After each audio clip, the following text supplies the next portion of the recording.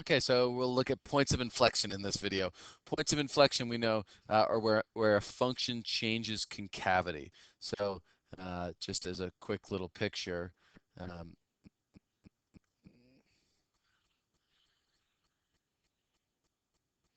on this graph that I just sketched, where would be the point of inflection? Well, the point of inflection um, looks like it would be right about there, where the function goes from being concave down to concave up. And what we know about points of inflection at this point, it's where what's always going to be true about the points of inflection is that the second derivative changes sign.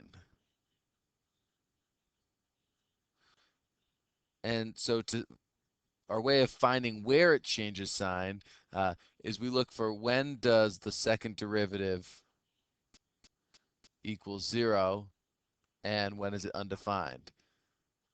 And then we need to check to the left and the right to see if it in fact changes sign. So here are the different cases that we will encounter when we find the second derivative. The first case, in case A, notice that the second derivative is 0, and so that's a possibility for there to be a point of inflection. And in fact, it does. It goes from concave down to concave up. Cool.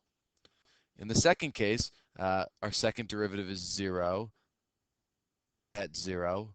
But notice our function stays concave up the whole time. And that's because even though my second derivative is 0, it does not change sign. Next case, so in both of these cases, my second derivative was 0. Now, in this case, my second derivative does not exist. And the reason why it does not exist at 0 is because at 0, that's going to make this being divided by 0, just as a reminder, because a negative exponent means that we write it as 1 over x to the 5/3. So in this case, the second derivative is undefined at 0, and it's a point of inflection because we go from concave up to concave down. In this fourth case, once again, the second derivative does not exist, but we don't have a point of inflection here because we go from being concave down to concave down once again. So even though the second derivative doesn't exist, it doesn't necessarily mean that it's a point of inflection. All right, finding inflection points. Finding inflection points is a simple process. All you need to do is find the second derivative and set it equal to 0. And at this point, we've become really familiar with all of our power rules and product rules, quotient rules. So here's my first derivative and the second derivative, 12x squared plus 12x. We can factor out a 12x. And we get that the inflection points, well, we need to make sure that they are in fact inflection points, but we know that at x equals 0 and 1, my second derivative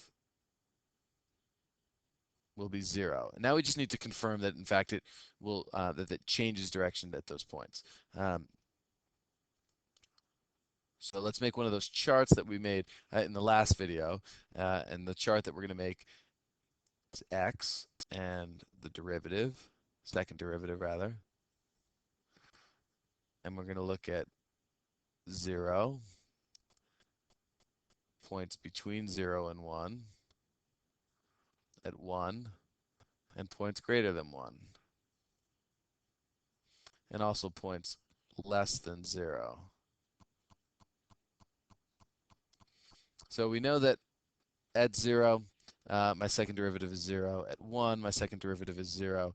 Between 0 and 1, let's say like 0.5, that's going to be positive. That would be negative. So positive times a negative is negative. For a value less than 0, like -1, negative, negative will be positive. And for a value that's greater than 1, for example, like 2, you'd have positive times a positive. So in both cases, we change sign, positive to negative, negative to positive. So both of those x values are points of inflection. So we have point of inflection when x equals 0 and 1.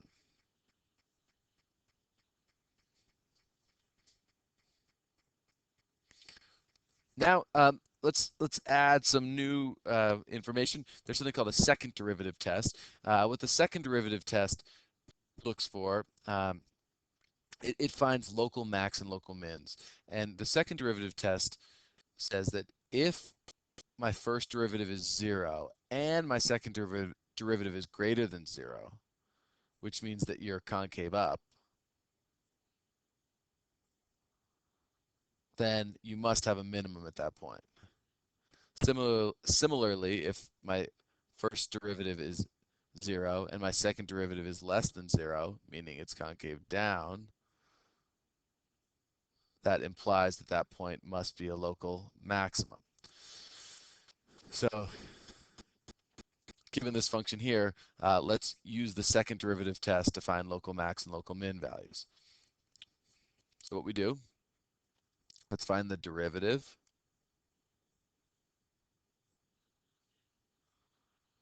And we get 6x squared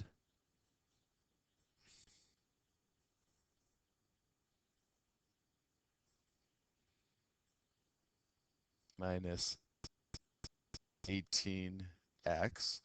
And we can simplify that, or rather factor it, to 6x, x minus 3. So my critical numbers are going to be 0 and 3. And so now what I want to do is evaluate my critical numbers in my second derivative. So in my second derivative, well, I need to find that. So let's differentiate this function right here, my first derivative. And when I do that, I get 12x minus 18.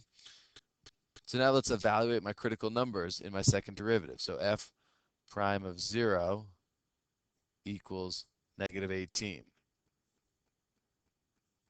And f prime of 3 equals 36 minus 18, which is 26, or 28 rather. No, just 18.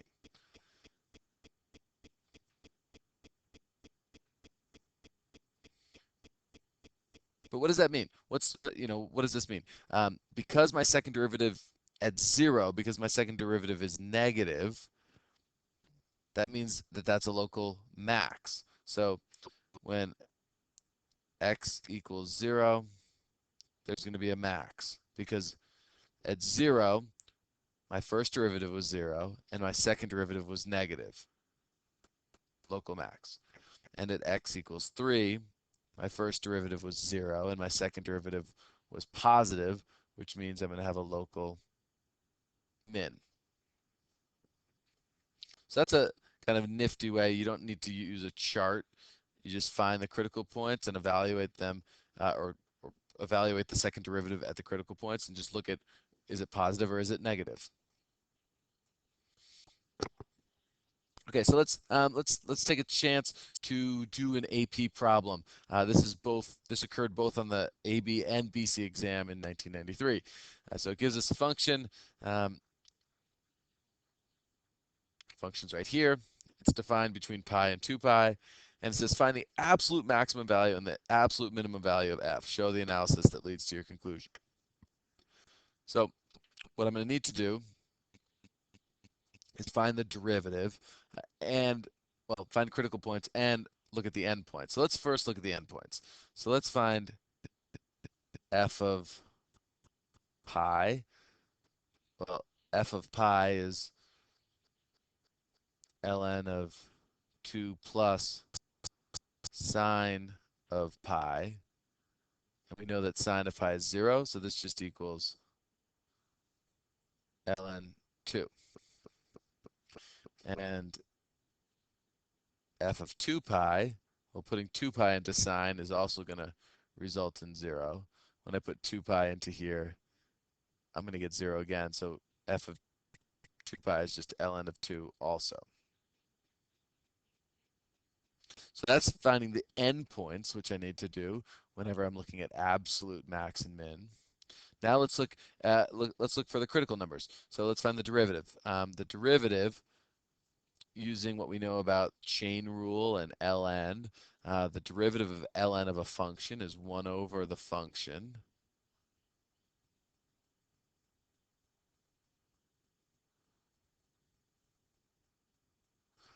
times the derivative of the function inside. Well, the derivative of 2 is 0, and the derivative of sine is cos x.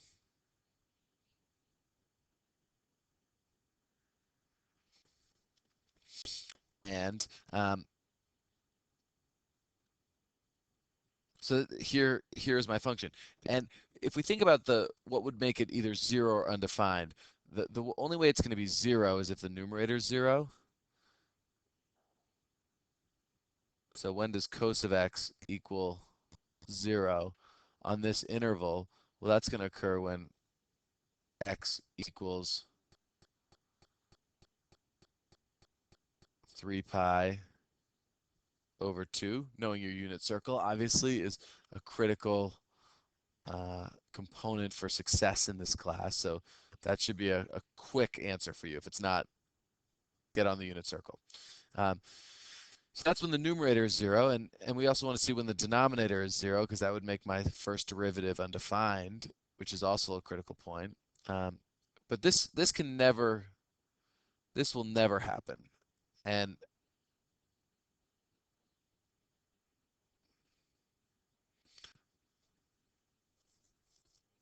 sine x can never be bigger than 1 or -1. It's defined. It's inside the range of 1 and -1. So if we solve this, sine x can never equal -2. So my function will, my denominator will never be undefined. So therefore, my only critical point is it is right there. So I need to evaluate my function at 3 pi over 2. And that's going to equal ln of 2 plus sine of 3 pi over 2. Again, now we need to know our trig, and we know that sine of 3 pi over 2 is -1. So this ends up being ln of 1.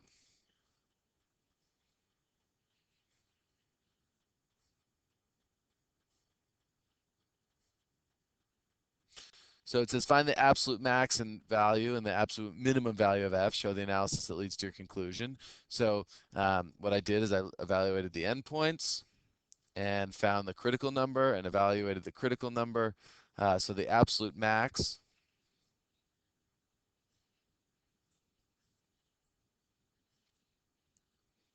is going to be ln2, and that occurs when x is either pi or 2 pi, and the absolute min equals ln of 1, and that occurs when x equals 3 pi over 2.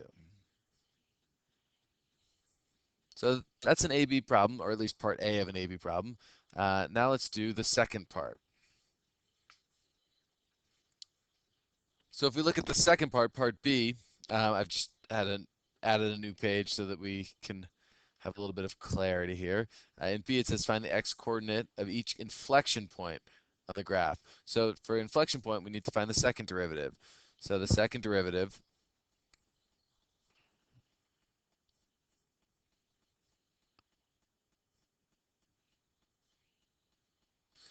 using low d high minus high d low. So it's low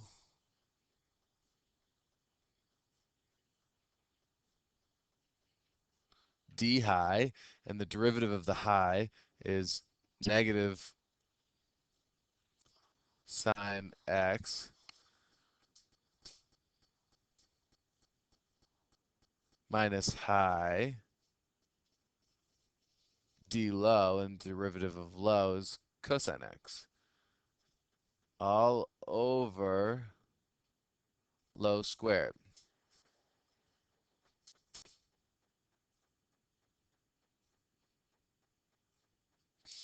Okay, so let's simplify both the top and the bottom to see what we can do.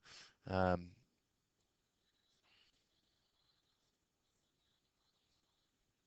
when we simplify the top and distribute that negative sign, get negative 2 sine of x minus sine squared of x minus cos squared of x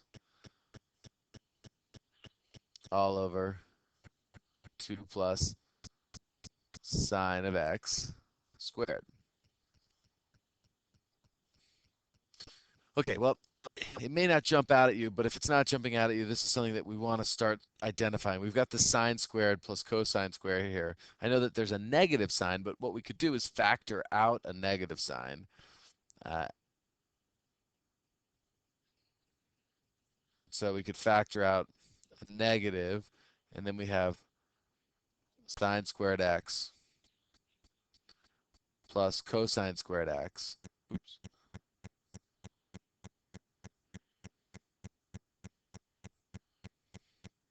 All over the denominator.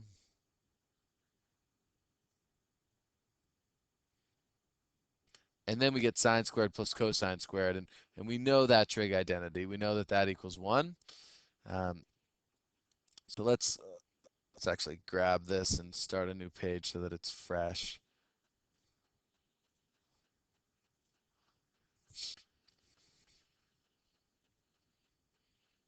So this equals negative 2 sine x minus 1 over 2 plus sine x squared. And now we can set this equal to 0 because we want to know when is my second derivative equal to 0. Well, we know that our denominator can never be 0. And remember, it's 0 or undefined here. And our denominator can never be 0 because sine x can never be uh, could never be negative 2 to make it undefined. So really, we just need to look at the numerator in this case and say, when does negative 2 sine x minus 1 equals 0? And remember that we're talking about the on the interval from pi to from pi to 2 pi. So I'll write that up here that we're looking at from pi to 2 pi.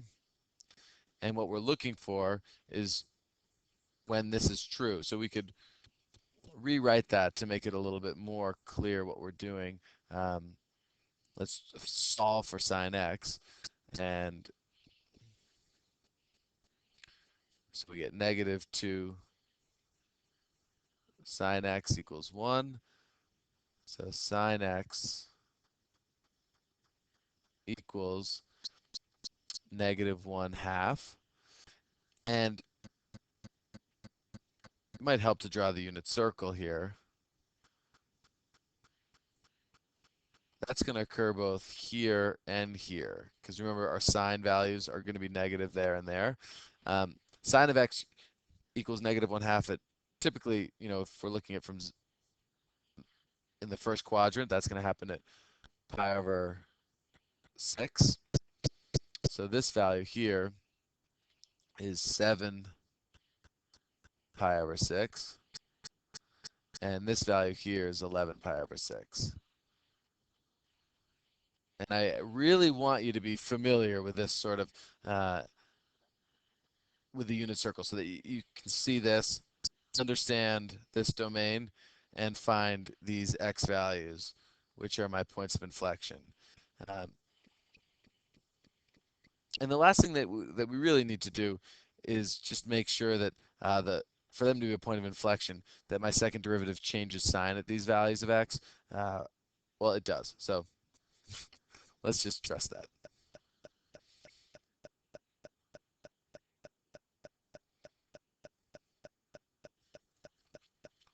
So I'm going to stop the video here, and there's going to be another video for tonight. And in that video, there's just going to be examples of problems. And what I'm going to encourage you to do in that video is just to try the problems at first, pause the video, try the problems, and then let the video help you out in case you're stuck.